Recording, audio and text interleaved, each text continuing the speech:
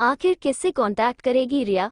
रिया हालत में बिल्कुल भी सुधार नहीं हो रहा था, क्योंकि न ही वो दवाई खाने के लिए राजी हो रही थी और अच्छे तरीके से खाना खा रही थी। तुषार की धमकियों पर वो डबल धमकी दे देती उसे, और पूरा दिन बस बेड पर ही पड़ी रहती थी। सुबह से शाम हो गई, लेकिन मजाल है कि रिया ने तुषार के लाख जबरदस्ती करने के बाद भी खाना खा लिया हो। अब तुषार को भी बहुत ज्यादा गुस्सा आने लगा। वो एकदम खाने की प्लेट लेकर रिया के कमरे में आया। रिया वक्त भी सोई हुई थी। उसने एकदम से रिया की गर्दन पीछे से पकड़ ली और झटके से उसे बेड पर बैठा दिया। एकदम से तुषार के ऐसे करने की वजह से रिया की अचानक ही आंख खुल गई और सामने वो तुषार को देखकर गुस्से में बोली, अंडस्को मैंने तुमसे कहा था ना, मुझे परेशान मत करना, तुम फिर आ गए। रिया की बकबक फिर से स्टार्ट हो गई थी। तुषार ने उसके आगे अपना फोन किया, जिसकी स्क्रीन को देखते ही रिया गुस्से से लाल होकर तुषार को देखने लगी। रिया का चेहरा काफी कमजोर पड़ गया था। फिर भूई वो तुषार का कॉलर पकड़कर एकदम से उसे अपनी तरफ खींचते हुए गुस्से से उसकी आंखों में देखकर बोली, अंडस्को यू ब्लडी ब्लैकमेलर, कुछ ज्यादा ही चालाक बनते हो मेरे आगे, है ना। तुमने मेरे भाई और भतीजी को अभी तक नहीं छोड़ा, समझते क्या हो अपने आप को। तुषार स्माइल करते हुए रिया के चेहरे को देखकर बोला, अंडस्को तुम्हारा ऑब्सेस्ड लवर, जो तुम्हारे बगैर बिल्कुल भी नहीं रह सकता। रिया तुषार की आंखों में देखकर दांत पीसते हुए बोली, अंडस्को जस्ट शट अप, दोबारा ये बकवास की ना तो मुंह तोड़कर रख दूंगी तुम्हारा। तुषार भी जवाब में बोला, अंडस्को मुंह तो तुम्हारे पास ही है मेरा स्वीट हार्ट, या तो तोड़ लो या चूम लो। रिया तुषार को घिन भरी नजरों से देखते हुए बोली, अंडस्को तुम जैसे घटिया इंसान के चेहरे को देखकर ही मन करता है अपनी ही आंखें फोड़ लूं, ब्लडी मर्डरर कहीं के। रिया ने तुषार को एकदम से पीछे की तरफ धक्का देकर उसका कॉलर झटक कर कहा, अंडस्को जस्ट गो अवे, वरना जान से मार दूंगी तुम्हें, इतनी कमजोर नहीं हूं मैं जितना तुम समझ बैठे हो। मेरे भाई और भतीजी को कुछ भी हुआ ना तो अपनी मरी हुई माँ की कसम तुम्हें जिंदा जलाकर मार दूंगी, इस पूरे घर को आग लगा दूंगी मैं, समझ गया ना। तुषार भी रिया के गुस्से भरे चेहरे को देखते हुए ईवल स्माइल करके बोला, अंडस्को ये तुम्हारा किसी भी बात पर बेवकूफों की तरह धमकी दे देना, यही बात तो मुझे बहुत ज्यादा पसंद है स्वीट हार्ट।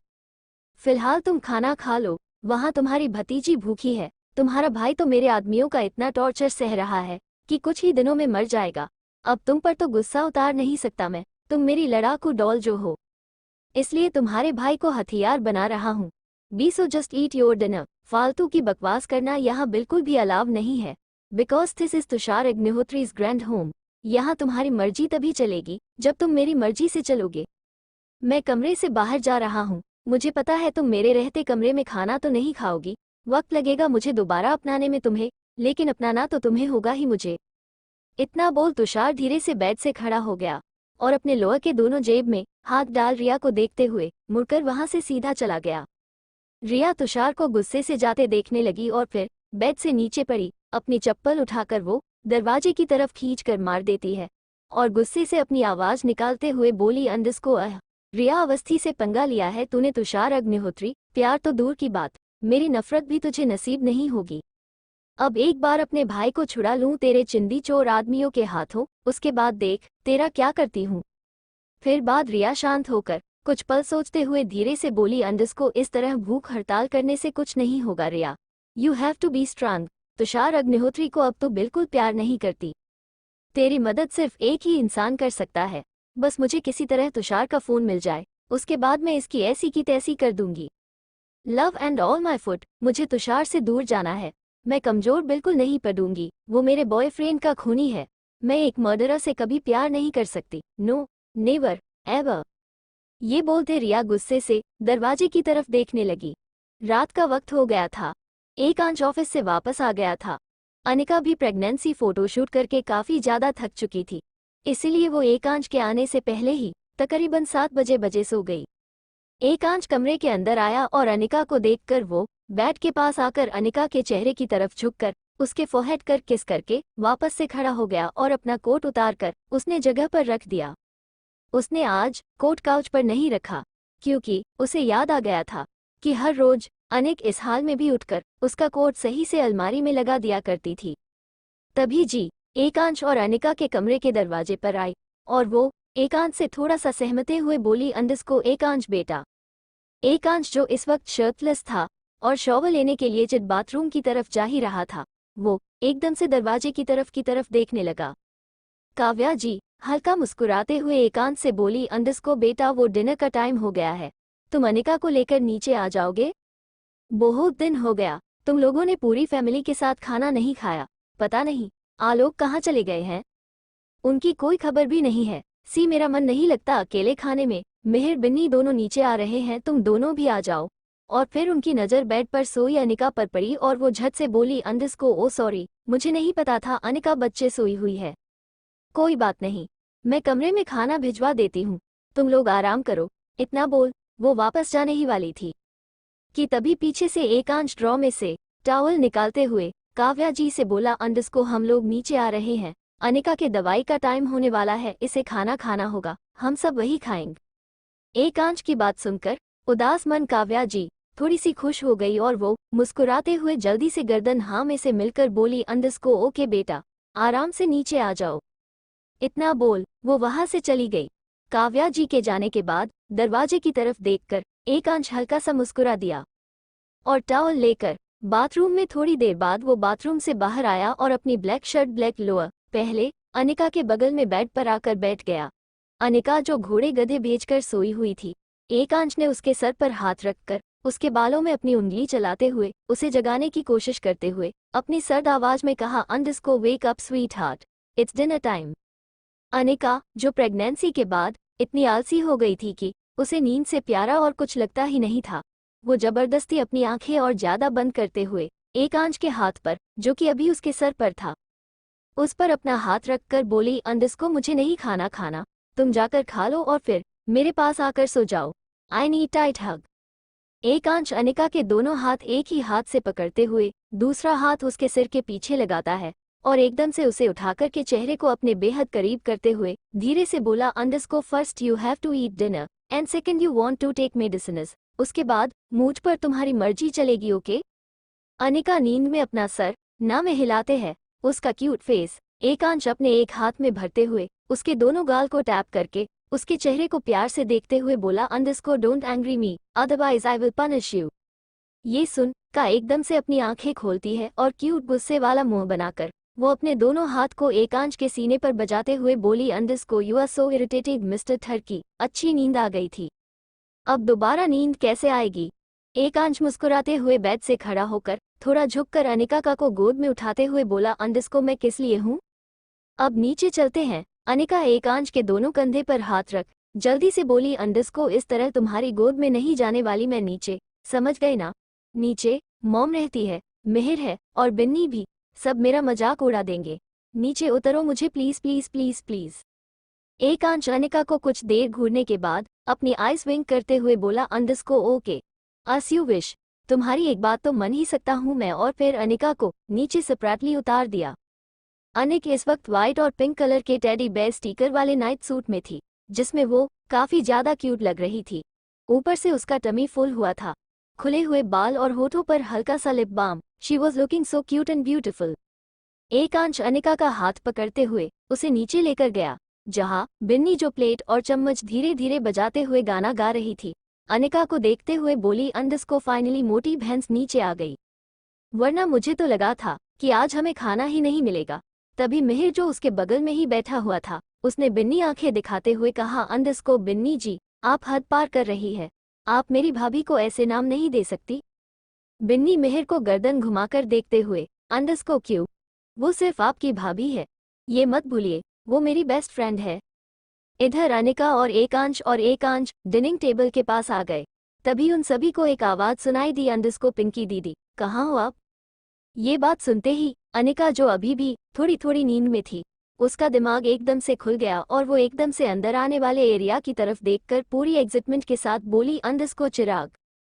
सामने से हमारा 9 साल का चिराग, जो कि अनिका का कजीन ब्रदर है और वीर का सगा छोटा भाई, आया और वो दौड़ते हुए अनिका के सामने आ खड़ा हुआ।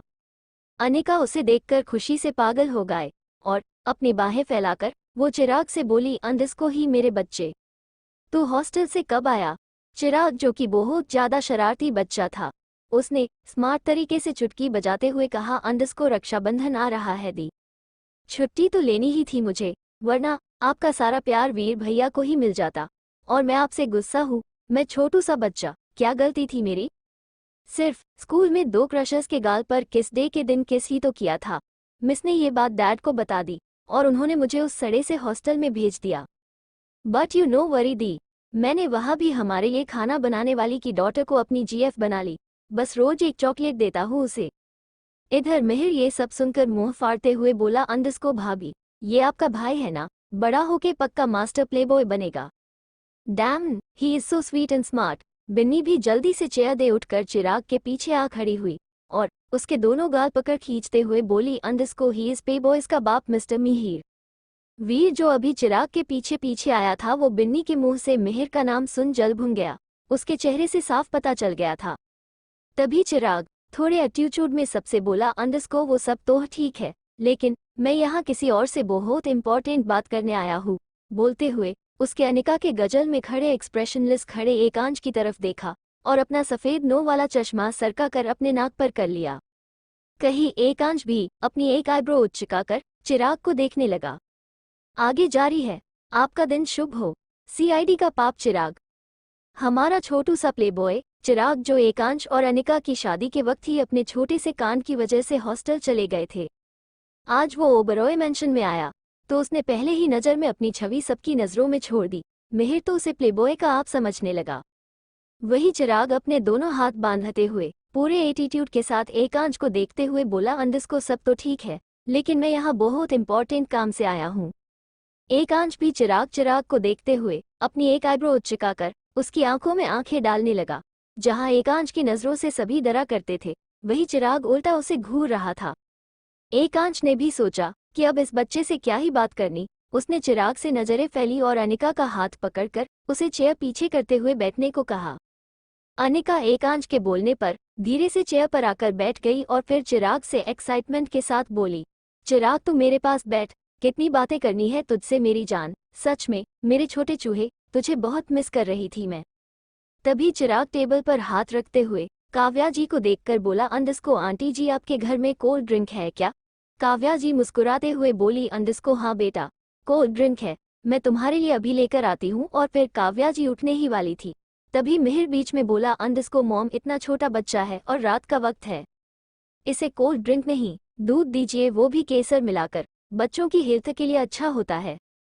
तभी चिराग एकदम से चुटकी बजाते हुए उंगली दिखाकर मिहिर की तरफ होते हुए बोला, अंदस्को ए शाने, बच्चा किसको बोलता है बे? कोल्ड ड्रिंक तो क्या, अगर मेरी ढंग की उम्र होती ना तो क्लब जाकर अच्छे से ड्रिंक वाली पार्टी करता। बिन्नी जो चिराग के बगल में आकर बैठ गई थी, वो चिराग का मुंह अपने हाथ से बंद करते हुए धीरे से बोली, अंदस्को चिराग, बेवकूफ, कुछ भी बोल देता है। मिहिर जी अनिका के देवर है, कुछ तो तमीज से बात कर। तभी बिन्नी और मिहिर के बीच में चेयर पर बैठा वीर चिराग को गुस्से से घूरते हुए बोला, अंदस्को चिराग बिहेव योरसेल्फ, वरना बाहर ले जाकर तेरे कान पर 2 खींचकर लगाऊंगा। हॉस्टल में रहकर भी तू सुधर नहीं है, पता नहीं बड़ा होकर क्या करेगा। तभी मिहिर मुस्कुराते हुए वीर से बोला, अंदस्को अरे कोई बात नहीं वीर, बच्चों को इतना स्मार्ट होना जरूरी है, सीधे साधे बच्चों का कब कौन गलत फायदा उठा ले क्या पता। और हमारा चिराग तो दूसरों के तोते उड़ने वाला। एकांश भी अनिका के बगल में आकर बैठ चुका था। सभी लोग हंसते खेलते डाइनिंग टेबल पर नाश्ता कर रहे थे। तभी मिहिर फ्राइड राइस का बाउल वीर के आगे से होते हुए बिन्नी की तरफ करते हुए बोला, अंदस्को हम बिन्नी जी आप ये फ्राइड राइस का ट्राई करिए ना, मुझे बचपन से फ्राइड राइस बहुत ज़्यादा पसंद है। और मोम के हाथ के फ्राइड राइस तो यूएफएफएफ बिल्कुल सोने पर सुहागा हो जाता है। वैसे मैं मुहावरा तो ठीक बोल रहा हूँ ना मैं? वो क्या है ना, मेरी हिंदी थोड़ी सी वीक है। तभी वीर फ्राइड राइस का बाउल बिन्नी के सामने से हटाते हुए खिसकाकर दोबारा मिहिर के सामने करते हुए कहा, अंदस्को बिल्कुल गलत। सोने पर सुहागा मुहावरा इस सिचुएशन के हिसाब से कोई लेन देन नहीं रखता। और हाँ, बिल्ली को फ्राइड राइस बिल्कुल भी पसंद नहीं है। ये अपने नाक, कान, मुंह, आँख सब बना लेती है फ्राइड राइस को देखकर। इसे तुम अकेले खा लो, जिसकी फेवरेट चीज़ होती है वो उसी को अच्छी लगती है, उसे ही सारी खा लेनी चाहिए। तभी बिन्नी वीर की तरफ घूरते हुए बोली, अंदस्को वीर क्या कर रहे हो? मुझे फ्राइड राइस बहुत ज़्यादा पसंद है, तुमने मुझ पर तो कभी ध्यान भी नहीं दिया, फिर तुम कैसे कह सकते हो कि मुझे फ्राइड राइस पसंद नहीं है? लाओ इधर, बोल मुझे खाना है। तभी मिहिर जबरदस्ती वीर के हाथ से बोल लेकर बिन्नी की तरफ बढ़ते हुए बोला, अंदस्को लीजिए बिन्नी जी आप खाए, लगता है वीर को आपके बारे में कहीं और से गलत पता लग गया होगा। आपको तो पसंद है, आप खाइए। वैसे आपके कॉलेज कब शुरू हो रहे हैं? मिहिर बिन्नी से बातें करने की कोशिश करने लगा। वही बिन्नी भी मिहिर की बातों का जवाब देने लगी। अंडस्को उन दोनों के बीच में बैठा वीर कभी इधर करता तो कभी उधर नजर कर बिल्कुल जलकूबे की तरह जल रहा था। वो मन ही मन उन दोनों को देखते हुए खुद से बातें करने लगा। अंडस्को मन तो कर रहा है अभी खाना वाना छोड़कर भाग जाऊं यहाँ से, लेकिन मॉम रहती है कि ऐसे बीच में खाना छोड़कर नहीं उठना चाहिए। इस मिहिर का सर फोड़ दूं क्या? इसे बिन्नी ही मिली थी इतनी ज्यादा बकवासबाजी करने के लिए। और फिर वीर अपनी आंखें बड़ी करके गोल गोल घूमते हुए गहरी सांस लेकर बोला, अंडस्को बट मुझे क्यों जलन हो रही है? मैं तो 2 दिन में चला जाऊंगा, फिर बिन्नी पर इतना हक जताने से क्या फायदा? और मुझे कौन सा इसे प्यार है? हे, करो तुम दोनों बातें, जितनी बातें करनी है करो। जाने से पहले मैंने मिहिर की बैंड नहीं बजा दी ना, तो मेरा नाम भी वीर माथुर नहीं। इधर चिराग, जो कि किसी सीआईडी ऑफिसर की तरह काव्या जी के निकाल कर दिया हुआ खाने का थोड़ा थोड़ा बाइट खाता और वीर के चेहरे को भांपते हुए वो बिल्कुल जासूसों की तरह शक्ल बनाते हुए अपनी आईब्रो उच्चका कर बोला, अंडस्को कुछ तो गड़बड़ है दया। मेरे हॉस्टल जाने से पहले वीर भाई बिन्नी दीदी को अपने घर में भी बर्दाश्त नहीं करते थे और उनके आसपास भी बिन्नी दीदी भटकती थी तो उन्हें डांट कर भगा देते थे। और अब वीर भाई मिहिर से कह रहे थे कि बिन्नी दीदी को फ्राइड राइस पसंद नहीं है। उनके बातों से साफ साफ पता चल रहा था कि वे चिढ़ रहे हैं। हम छोटा बच्चा जान के हमको ना समझाना रे, हम समझे हुए हैं। समझ गया हूँ कि वीर भाई के दिल में कुछ कुछ होता है वाली फीलिंग आ रही है। कुछ तो करना पड़ेगा इन दोनों का। और फिर वीर अपनी जासूसी वाले एक्सप्रेशन भरे शक्ल को थोड़ा और ज्यादा सीरियस करते हुए अपनी नजर अनिका के बगल में बैठे एकांश की तरफ गर्दन घुमाकर हुए उसे देखने लगा। अंडस्को इधर एकांश जो चुपचाप खाना खा रहा था और अनिकास की तरफ पराठे बढ़ा रहा था, उसने अपने चेहरे पर चिराग की नजरें महसूस कर ली और वो भी एकदम से उसे देखने लगा। चिराग अभी उसे देख रहा था। तभी एकांश ने अपनी एक आईब्रो उचकाकर इशारे में उससे पूछा कि क्या हुआ। तभी चिराग ने उसे देखते हुए ही अपना सरना में हिलाते हुए जवाब दिया, अंडस्को की कुछ नहीं। और अपने खाने की तरफ ध्यान देकर नजर नीचे करते हुए वो मन ही मन सोचने लगा, ये ईएसओ तो कुछ ज्यादा ही खतरनाक दिखता है, बिल्कुल किसी गैंगस्टर की तरह। वैसे तो बहुत हैंडसम है, इसके बारे में जांच पड़ताल करनी पड़ेगी मुझे, कहीं ये मेरी अनिका दी को परेशान तो नहीं करता। इतनी जल्दी इन्होंने शादी कैसे कर ली और मुझसे आज तक इन्होंने बात भी नहीं की। मैं इनका छोटा साला हूँ, इन्हें पता नहीं है क्या? रात की तकरीबन 9:30 हो चुके थे। तुषार स्टडी रूम में बैठे हुए हाथ धरकर गहरी सोच में पड़ते हुए खुद से ही बातें कर बोला, अंडस्को शायद रिया ने अभी तक खाना खा लिया होगा, मुझे जाकर उसे मेडिसिन दे देनी चाहिए। और फिर वो किचन की तरफ बढ़कर पानी का जग उठाते हुए रिया के रूम के लिए चला गया। रूम में रिया नहीं दिखी, बालकनी का दरवाजा खुला हुआ था। तुषार समझ गया कि रिया बालकनी में है। तुषार पानी का जग वही नाइट स्टैंड पर रखते हुए थोड़ा और आगे बढ़कर बालकनी की तरफ गया। रिया बालकनी की रेलिंग पड़कर आसमान में चांद को देख रही थी। चांद के बीच टिमटिमाते तारों को भी उसकी नजरें अच्छे से भाप रही थी। रिया आसमान की तरफ देखते हुए धीरे से बोलती है, कहाँ हो तुम राहुल? मुझे अकेले छोड़कर क्यों तुम चले गए? काश तुम नहीं जाते तो मेरे साथ इतना सब कुछ नहीं होता। तुषार जैसा घटिया इंसान मेरी जिंदगी में कभी नहीं आता और मैं उसके साथ इतना गलत स्टेप कभी नहीं लेती। तुमने कोई गलत स्टेप नहीं लिया है रिया। रिया के पीछे से तुषार उसे देखते हुए बोला, अंडस्को। रिया एकदम से पीछे मुड़ी और तुषार को घूरते हुए बोली, अंडस्को तुम फिर आ गए। तुषार ने रिया तरफ बढ़ते हुए पूरी बेचैनी के साथ रिया के मासूम चेहरे को अपने दोनों हाथ के प्याले में भरते हुए उसकी आंखों में झांक कर कहा, अंडस्को ट्रस्ट मी रिया, कोई गलती नहीं की है तुमने। भगवान ने तुम्हें मुझसे मिलाने के लिए बनाया है, तभी तो देखो ना इतना सब कुछ हुआ है, फिर भी हम साथ हैं। माना मैं बहुत बुरा इंसान हूँ, लेकिन भगवान बुरे से बुरे इंसान को भी एक मौका जरूर देता है, तो तुम क्यों नहीं दे सकती मुझे मौका? और अब कौन है तुम्हारी जिंदगी में अपनाने के लिए मेरे सिवा? मुझे अपना लो, शादी कर लेते हैं, हम दोनों बहुत खुश रहेंगे। कभी कोई तकलीफ नहीं होने दूंगा तुम्हें मैं, जो तुम मुझसे पहले चाहती थी। मेरी बात मान जा रही है, हम लोग बहुत खुश रहेंगे। अब रिया भी तुषार की आंखों में देखने लगी और कुछ सोचते हुए वो इस बार गुस्सा न करके धीमी आवाज में तुषार से बोली, और तुम्हें क्या लगता है मैं सब कुछ इतनी जल्दी भूल पाऊंगी? मजाक लगता है क्या तुम्हें? तुमने खून किया है मेरे किसी अपने का। Tushar, you are a murder of my special person. बचपन से जिसके साथ रही थी मैं यार, उसे अपनी नजरों से दूर नहीं होते देख सकती थी मैं, और तुमने उसे इस दुनिया से ही दूर कर दिया। जिस शख्स को तुमने मारा उसी की गर्लफ्रेंड के साथ इश्क लड़ा रहे हो। तभी तुषार रिया के चेहरे को और पैशनेट तरीके से अपने हाथों में होल्ड किए हुए बोला, अंडस को नहीं दिया। तुम सिर्फ मेरी हो, तुम किसी की नहीं हो। सिर्फ मेरी, किसी और का नाम अपनी जुबान से मत लो, जलन होती है मुझे। खत्म करते हैं ना ये रूठना मनाना, शादी करके एक नई शुरुआत कर लेते हैं। तुम कहो तो मैं कल ही मैरिज पेपर्स बनवा लेता हूँ। हम दोनों कोर्ट चलेंगे और शादी कर लेंगे। तुम्हारे सारे डॉक्यूमेंट्स हैं मेरे पास, बस हाँ कर दो। मैं भी तुम्हें ये ब्लैकमेल वगैरह नहीं करना चाहता। तुम्हारे भाई और भतीजी को मैं छोड़ दूंगा, ट्रस्ट मी। मैंने उन्हें अभी तक कोई नुकसान नहीं पहुंचाया है। मैं तो बस तुम्हें खाना खाने और दवाई खाने के लिए उनकी धमकी देता था। देखा, मैं सुधारने लगा हूँ। जो पहले मर्डर कर देता था वो किसी को नुकसान भी नहीं, तुमने मुझे इस हद तक सुधार दिया है। अब तो मान जाओ। तुषार ने अपनी तरफ से अपनी खूब सफाई दी। अब ने रिया तुषार के दोनों हाथों को पकड़ लिया, जो कि अभी रिया के गालों पर थे, और उसे नीचे करते हुए वो तुषार के बगल से थोड़ा आगे जाकर कमरे की तरफ पढ़ते हुए बोली, अंडस को मुझे टाइम चाहिए तुषार, लेकिन मैं कोई गारंटी नहीं दे सकती कि मैं तुम्हें हाँ ही बोलूंगी। तो मुझसे कोई उम्मीद मत रखना और वादा करो मेरे किसी भी फैसले के बाद तुम मुझे ब्लैकमेल नहीं करोगे। पीछे से तुषार बोला, अंडस को मुझे पता है तुम्हारा जवाब हाँ ही होगा रिया। इधर एकांश अनिका को रूम में पहुंचाकर खुद स्टडी रूम में कुछ जरूरी काम से आ गया। उसके पीछे पीछे अपना छोटू चिराग भी पहुंच गया और हाथ बांधकर स्टोर रूम की रैक में अपनी जरूरी फाइल ढूंढ रहे हैं। एकांश को देखते हुए वो पीछे से बोला, अंडस को आप अभी भी पागल है क्या? चिराग की आवाज सुनकर एकांश जो रैक में फाइल ढूंढ रहा था वो एकदम से अपने हाथ रोक लेता है और धीरे से पीछे मुड़ वो अपने सामने छोटे से चिराग को गर्दन नीचे करके देखते हुए अपनी गर्दन हल्की सी हिलाकर बोला, अंडस को व्हाट आर यू सेइंग? आगे जारी है। आपका दिन शुभ हो। परिक्रमा करते दिल, परिक्रमा करते दिल, रिबन के साथ दिल।